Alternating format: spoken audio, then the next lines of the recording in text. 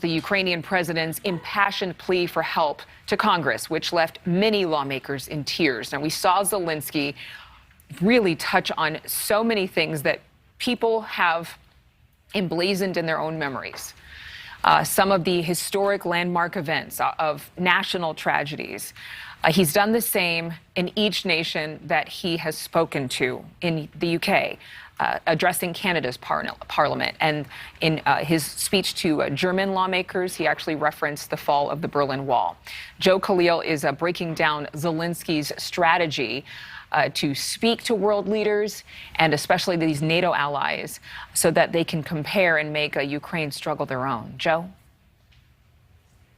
Yeah, good morning, Adrienne. I think the world has been taken by his courage, and he's certainly showing that, not just talking about it. But you're right. What's remarkable is the way that he's able to communicate and make these connections. Yesterday in Congress, talking about Pearl Harbor and 9/11, as you referenced in the UK, talking about Winston Churchill, World War II, and then to the German parliament, talking about the fall of the Berlin Wall. He makes these connections, and that's what's allowed him to really mobilize the international community. The world stage.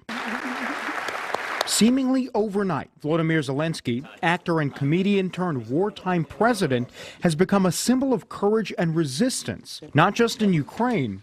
Democracies around the world are lucky to have you as our champion. But internationally. His leadership has been inspirational and heroic, and he has spoken to the world and he has mobilized world opinion. It's such a privilege to have this leader of this country where these people are fighting for their democracy and our democracy. Here in the U.S., that inspiration is translated into more than $13 billion worth of military aid and humanitarian assistance from Congress. The courage that he's been able to show, the leadership, the resolve, basically standing there and fighting and facing against long odds, the incomprehensible. I'm willing to give my life for my country and my countrymen. He's shown that. He's not just saying it. Time and again, Zelensky's shown an innate ability to connect to his audiences. In his address to Congress, appealing to them through an American lens.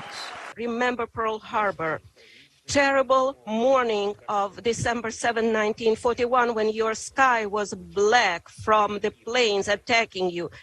Just remember it. Remember September the 11th.